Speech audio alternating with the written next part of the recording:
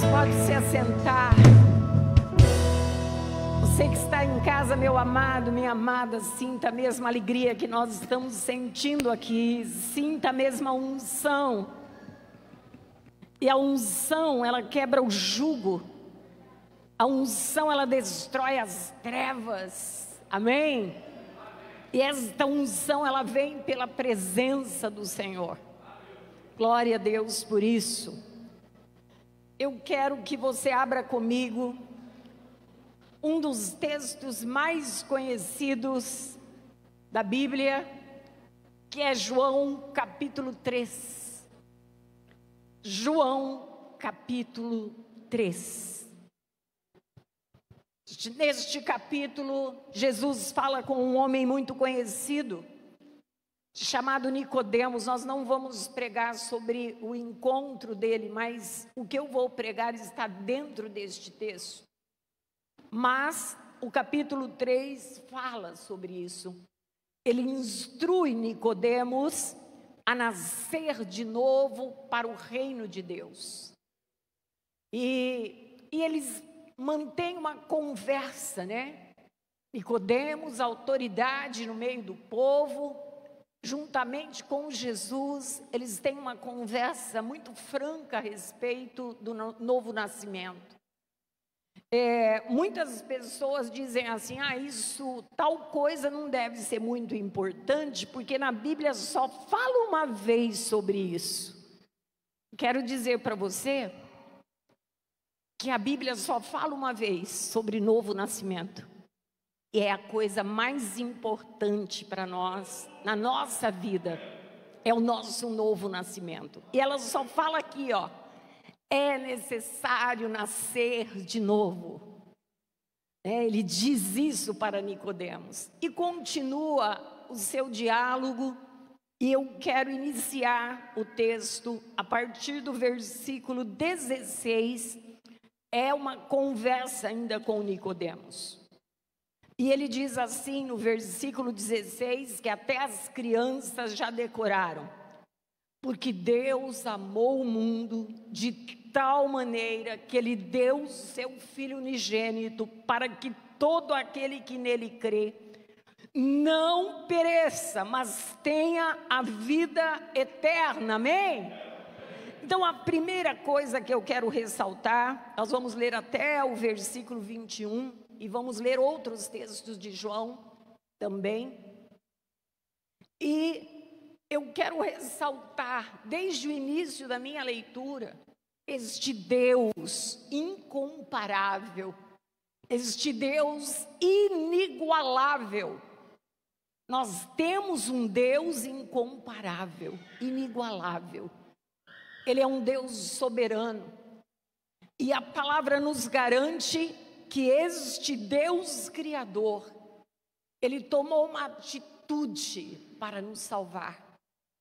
Ele realizou algo para trazer vida para nós, para quem estava morto. Amém? E então, o tema da minha palavra é: Jesus veio condenar o homem. Jesus, ele veio para condenar o homem? É claro que não. Este texto vai nos dizer claramente. Esta noite nós vamos falar sobre condenação. Jesus não veio para isso. O plano perfeito de Deus era amar ao ponto de dar a sua vida e nos resgatar. Mas nós vamos ver algumas coisas interessantes. Quando é que a pessoa está condenada? Por que ela está condenada? Qual é a condenação? O que nós podemos falar sobre isso? O que Jesus disse sobre isso? O que João disse? O que Paulo disse? Eu vou ler ainda. Então, o versículo 16 nos fala desse grande amor de Deus, um Deus incomparável, inquestionável, um Deus inigualável.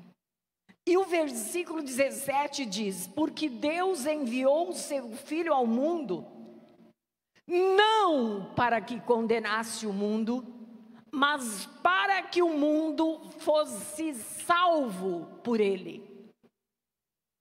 E o versículo 18 diz: quem nele crê não é condenado, mas quem não crê já está condenado, porque não crê no nome do unigênito Filho de Deus.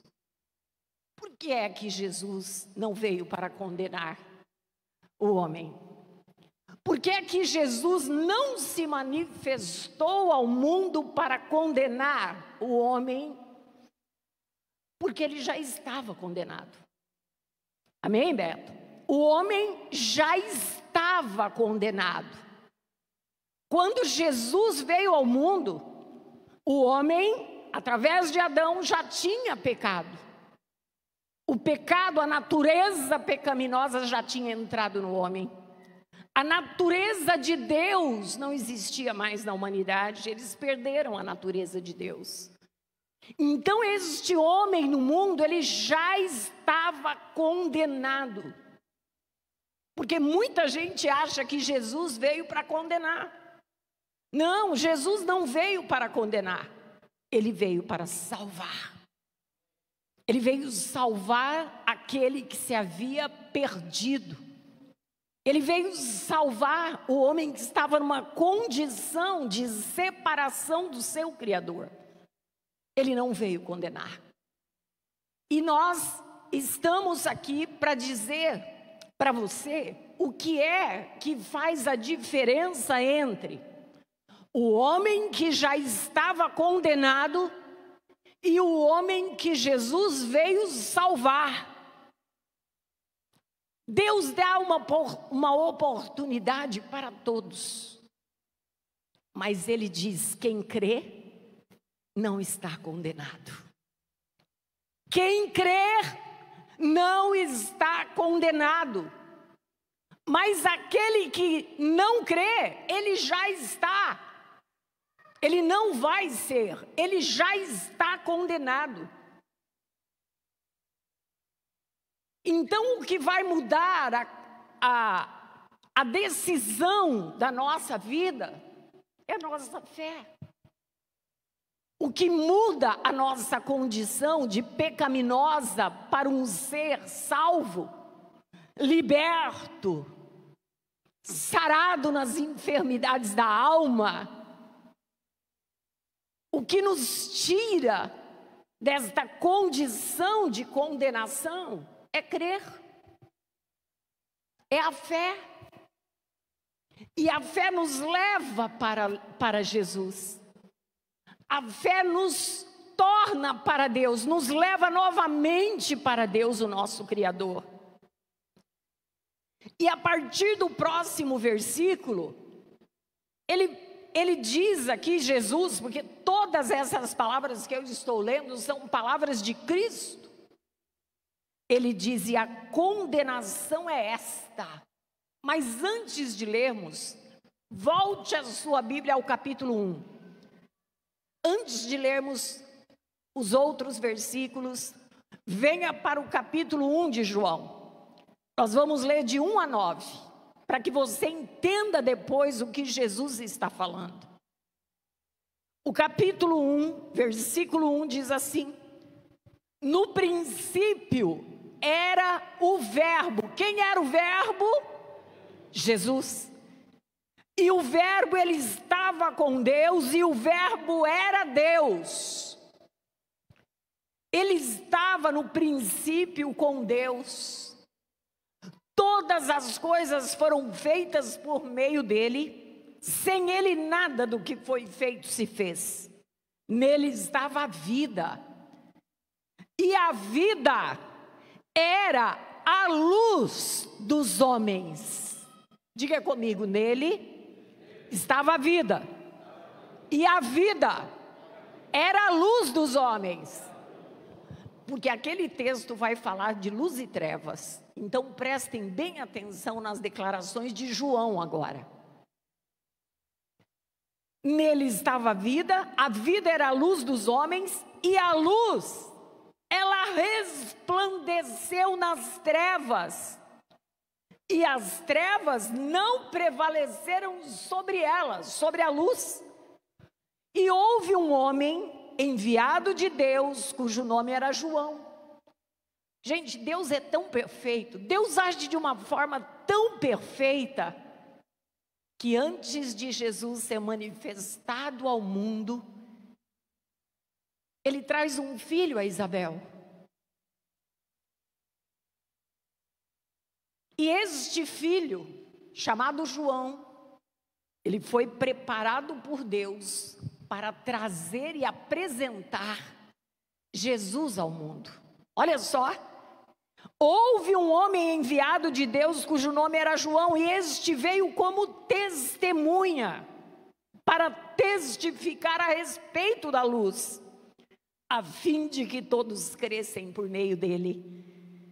E ele, João, não era luz, mas ele veio para testificar da luz de Cristo. A luz verdadeira que ilumina todos os homens estava vindo ao mundo. Estava já no mundo, e o mundo foi feito por meio dele, mas o mundo não o conheceu. Então, eu quero que você guarde apenas isso. O verbo, ele era a vida, e a vida era a luz do mundo. E a luz do mundo se manifestou nas trevas, no mundo que estava condenado, em trevas. E quando Jesus se manifesta nas trevas, a palavra de Deus diz lá em Mateus que houve uma grande transformação. A luz vem para dissipar as trevas. E nós vemos João testemunhando, João o apóstolo. Nós vemos João Batista apresentando Jesus ao mundo. E aqui no capítulo 3, nós lemos o seguinte no versículo 17. Não, no 19. A condenação é esta: a luz veio ao mundo, e os homens amaram mais as trevas do que a luz, porque as obras deles eram más. Se eu ler o versículo 12 também, do capítulo 8 de João, Jesus diz assim: eu sou a luz do mundo, quem me segue não andará em trevas, mas terá a luz da vida. Jesus está dizendo que a condenação é esta, que ele veio como luz no mundo de trevas, mas os homens amaram mais as trevas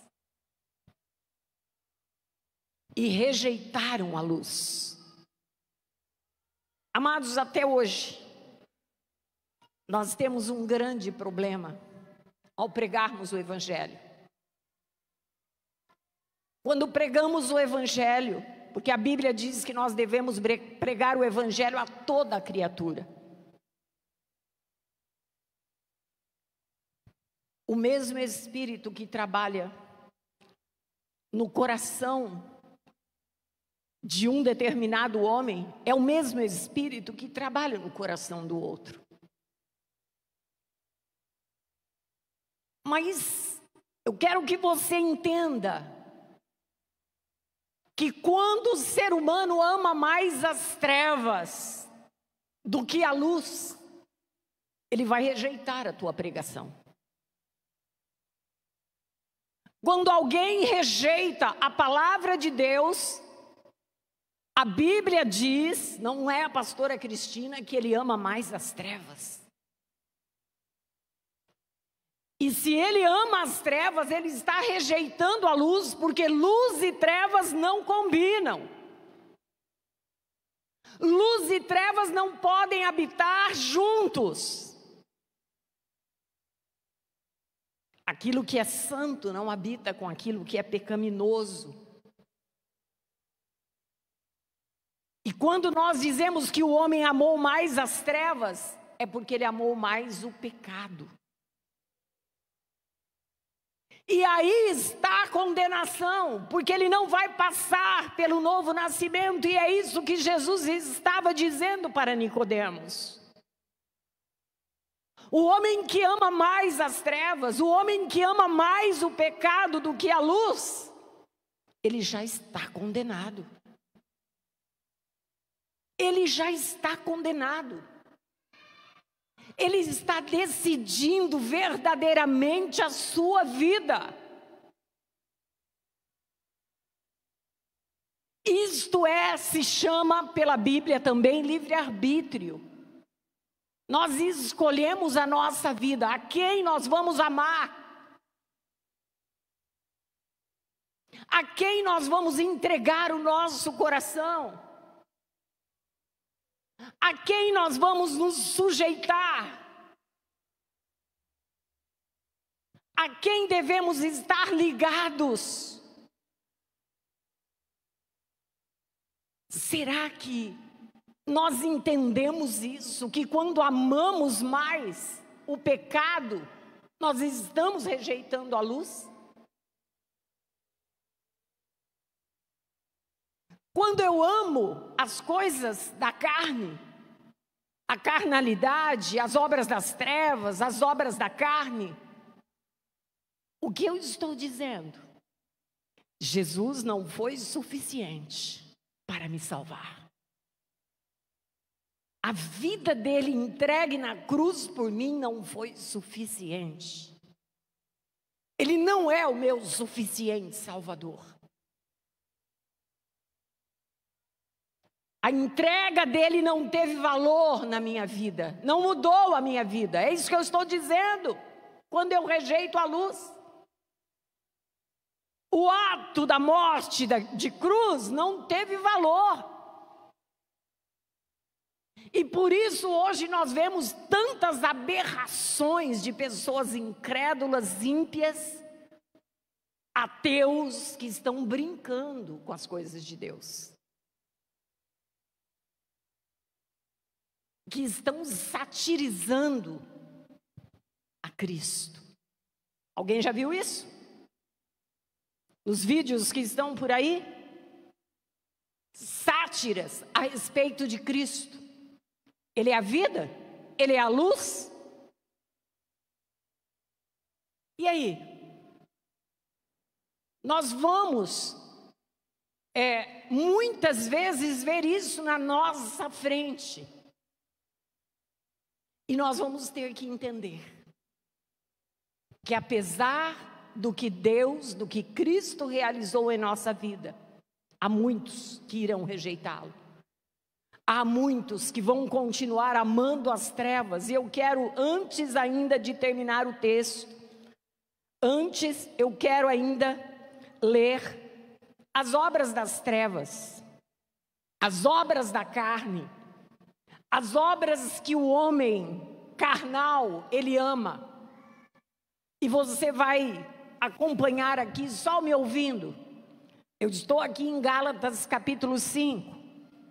Quando eu leio aqui as obras da carne que são conhecidas, ele diz, Paulo, as obras da carne são conhecidas, é o mau tesouro, é o pecado, e elas são prostituição, impureza, lascívia, idolatria, feitiçarias, inimizades, porfias, ciúmes, iras, pelejas, dissensões, facções, invejas, bebedices, orgias e coisas semelhantes a estas, acerca das quais vos declaro, como já antes vos preveni, que os que cometem tais coisas não herdarão o reino de Deus. Diga comigo, já estão condenados. A palavra está dizendo isso. Os que amam mais as trevas do que a luz. os que amam mais as obras da carne do que a luz de Cristo. E que o texto é claro: os que cometem tais coisas não herdarão o reino de Deus. E se não herdam o reino de Deus, já estão condenados. Nós vivemos um período da graça. Vivemos um período da graça. E você pode me perguntar: pastora, mas não tem jeito para aqueles que estão condenados? Claro que tem. Claro que tem. Deus é tão bom, vivemos num momento de graça, porque lá no Antigo Testamento Deus já matava. Fazia justiça imediata. Hoje nós estamos na graça e Deus diz para o homem: se arrependa. Se arrependa. Muda o foco do teu coração. Muda o foco do teu amor.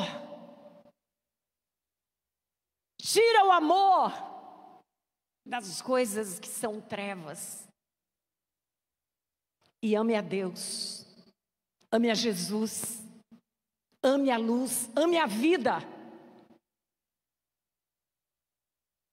Gente, eu não acredito quando eu vejo alguém rejeitando a Cristo.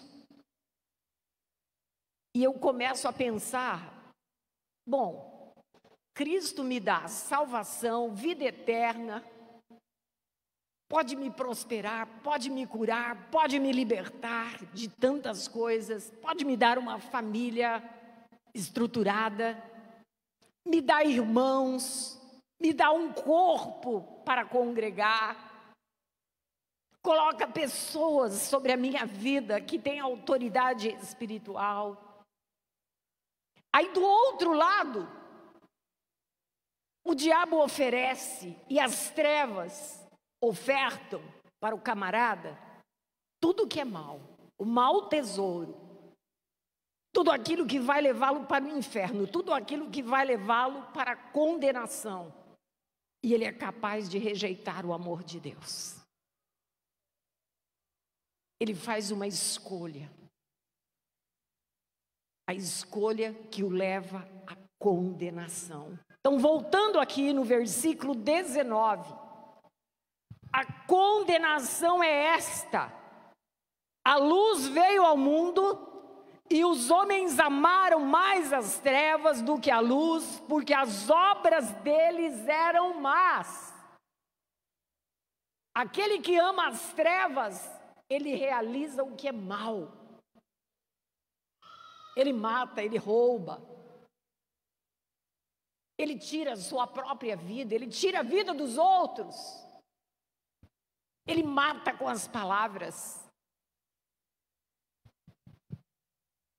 Os homens amaram mais as trevas do que a luz, porque as obras deles eram más, e todo aquele que pratica o mal, olha só, ele aborrece a luz e não vem para a luz. Todo aquele que pratica as obras más, que ama as obras más, ele aborrece a luz. Ele aborrece a luz, que é Jesus. E ele não vem para a luz. Gente, quem está falando tudo isso aqui é o próprio Cristo. Falando dele mesmo. Descrevendo a situação do homem diante dele. Ele está dizendo que este homem que pratica o mal o aborrece e não vem para ele. Para que as suas obras não sejam reprovadas, corrigidas. Aquele que pratica o mal, aquele que ama as trevas não vem para Cristo, porque ele tem medo de ser corrigido, exortado. Ele não quer que as suas obras más sejam manifestas. Ele não quer que as suas obras más sejam apontadas como obras más. Mas é o próprio Cristo quem está dizendo. Não é a igreja, não é pastor, não é nada, não, é o Cristo. Ele está dizendo isso. Ele não vem para a luz para que as suas obras não sejam reprovadas. Porque ele sabe, amado, aquele que ama as trevas e que pratica o mal, ele sabe que as suas obras são más. Mas ele rejeita a luz. Ele rejeita aquilo que nós cantamos, a luz do mundo. Ele rejeita a luz de Deus. Ele rejeita aquele que Deus enviou por amor para nos salvar. E nunca se esqueçam disso, Jesus não veio condenar. O homem já estava condenado. Ele veio para salvar os que estavam condenados. Eu e você estávamos condenados. Eu estava condenada. Eu amei mais as trevas do que a luz. Porque eu andei no meio da feitiçaria, no meio da idolatria. Eu amei mais as trevas. Mas um dia, o Senhor me mostrou a luz. E eu não tive medo de ser reprovada. Eu sabia, eu sentia, eu podia sentir no meu coração que tudo aquilo era errado. E eu não tive medo da reprovação. E eu vim para Jesus. Nós viemos assim para Jesus. Você veio assim para Jesus. Você que não veio ainda deve vir assim para Jesus. Em arrependimento, em confissão de pecados.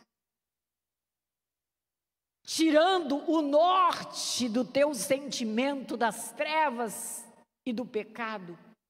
E direcionando para a luz de Cristo.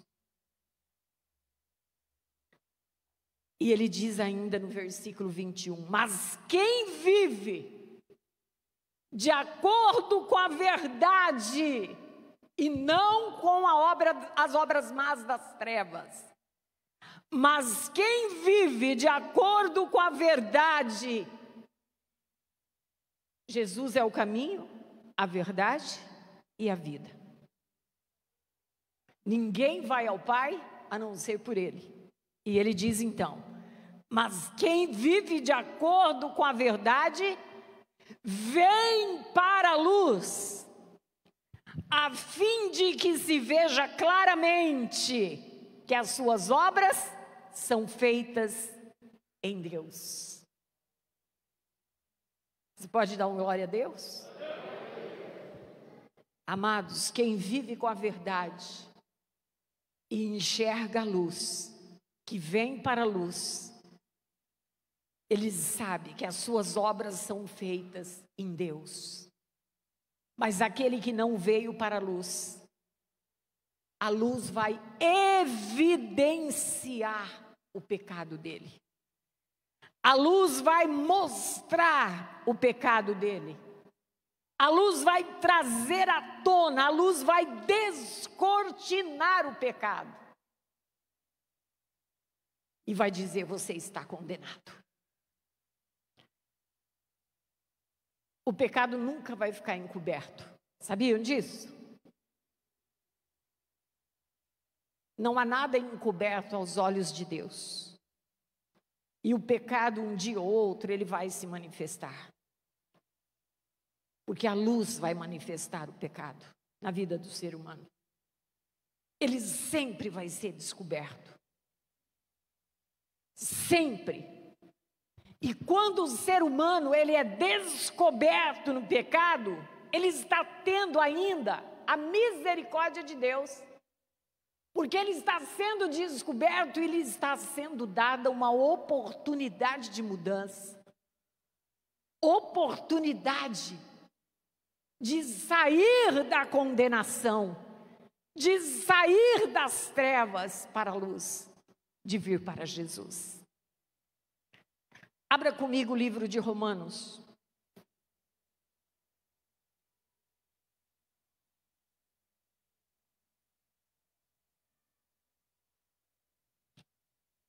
Romanos capítulo 8.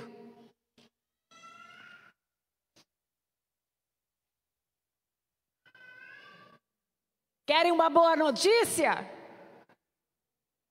Ninguém quer uma boa notícia? Ah, bom. Querem uma boa notícia? Eu vou dar uma boa notícia para você. Portanto, agora, nenhuma condenação há para os que estão em Cristo Jesus, que não andam mais segundo a carne, mas agora andam segundo o Espírito. Aleluia! Vou ler de novo. Portanto, veja bem, aqueles que amam a luz, que vieram para Cristo, que vieram para a luz, portanto, agora que você está em Cristo, nenhuma condenação há para os que estão em Cristo Jesus, que não andam mais segundo a carne, amando a carne, amando as obras da carne, amando o pecado, amando as trevas, servindo o diabo. Para aqueles que estão em Cristo, não há mais condenação. Mas para aqueles que não estão em Cristo, eles não serão condenados por Jesus.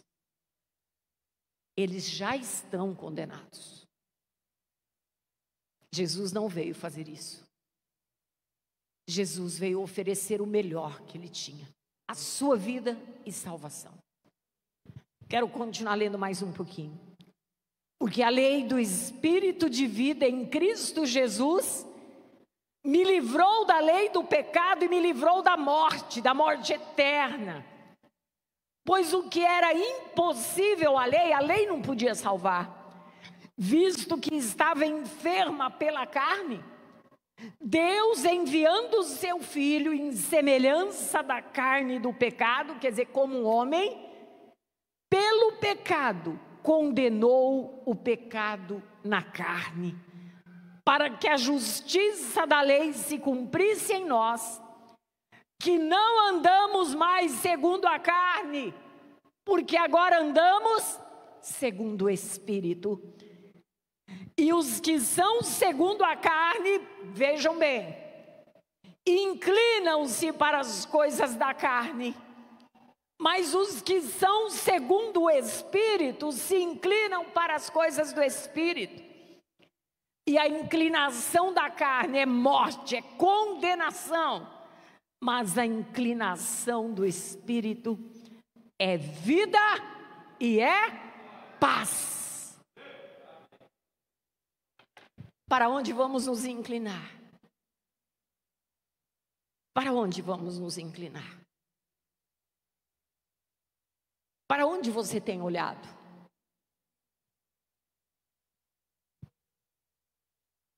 Tem cuidado do seu lar? Tem cuidado dos seus filhos? Tem orientado a sua família, seus amigos? Tem levado seus amigos, sua família para Cristo? Tem apresentado a luz para aqueles que estão nas trevas? É tão importante, meus queridos, que a gente entenda o que Jesus está nos dizendo nesta noite, para que nós possamos cantar a vitória. O cristão, ele vai ter um canto de vitória na sua boca sempre. Se você disser para mim que você é cristão, e disser para mim que não tem certeza da sua salvação, está havendo algum problema com você. Nós vamos precisar conversar. Você precisa ir lá para a minha salinha, como diz o meu sobrinho, o Gui, que a minha salinha é a salinha do amor. Se tiver alguma dúvida na sua salvação, se você não tiver a certeza da sua salvação, vá lá para a salinha do amor que eu vou te ensinar. Eu vou te receber, eu vou fazer de tudo para te mostrar o quanto você pode crer e ter a certeza da sua salvação.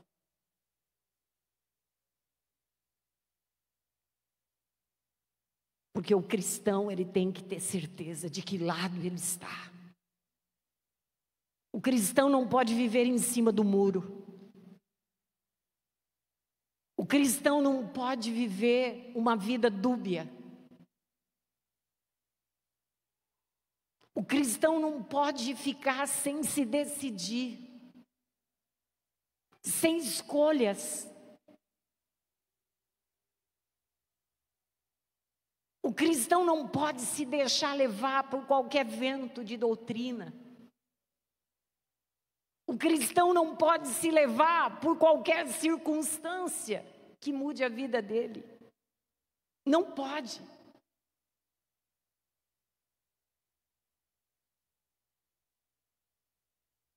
A palavra nos diz que nós devemos nos fortalecer no Senhor.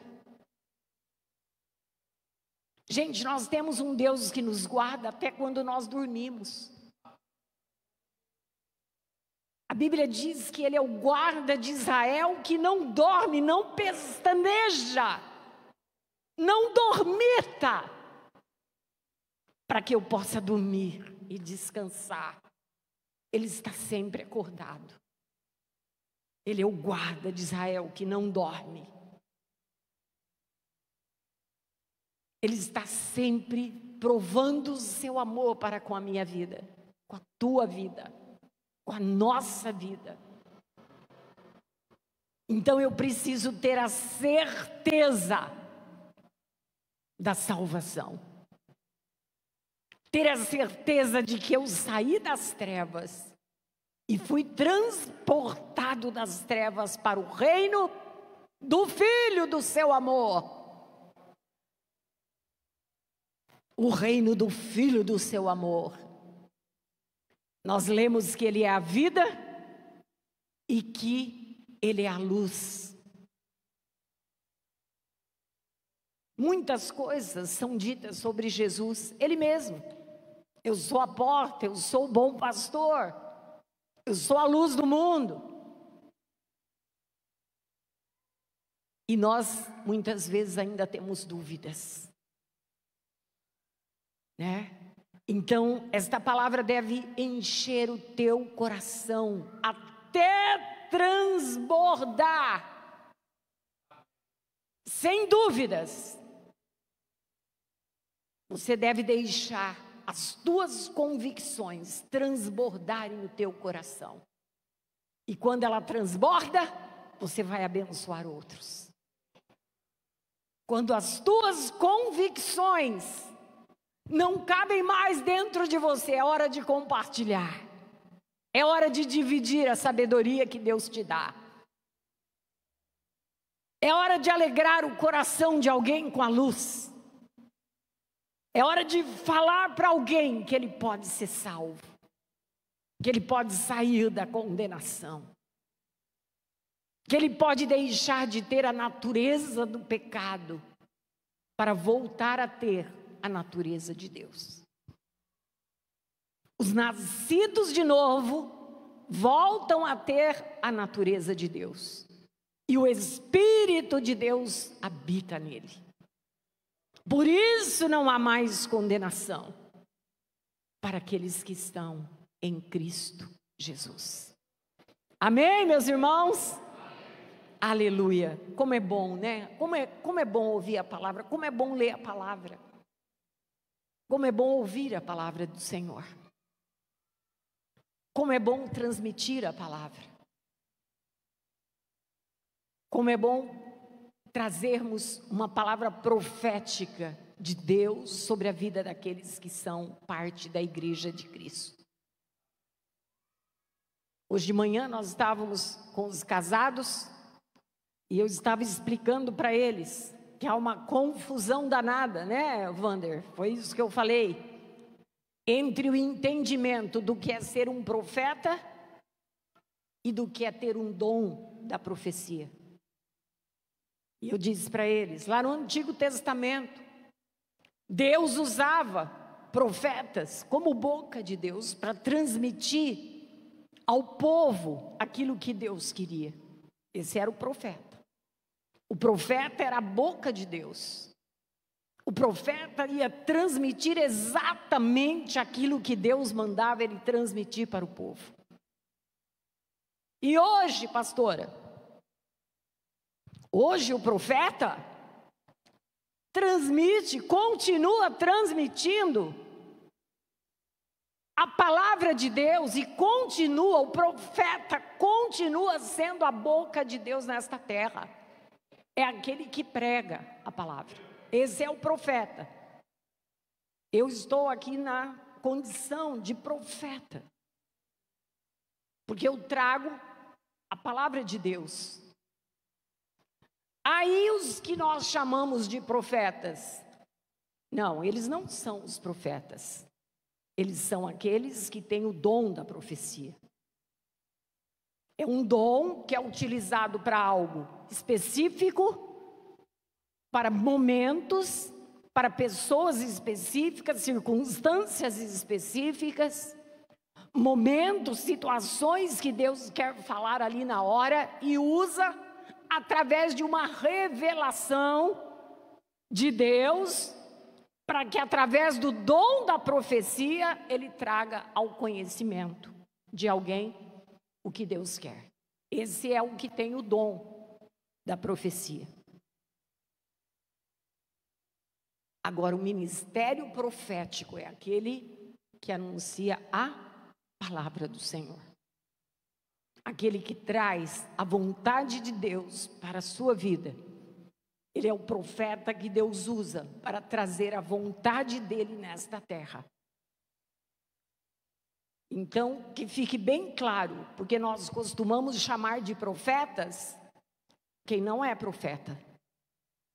Os profetas que nós chamamos hoje em dia são os que têm o dom da profecia, usados por Deus em revelação. Deus pode nos dar uma palavra de sabedoria, uma palavra de conhecimento e uma palavra através do dom da profecia. Amém, meus irmãos? Amém. Aleluia!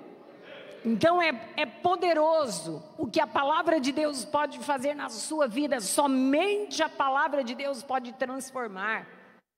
Somente a palavra de Deus pode mudar a sua vida totalmente. Por isso nós amamos a palavra e pregamos a palavra e valorizamos e priorizamos neste ministério. Amém?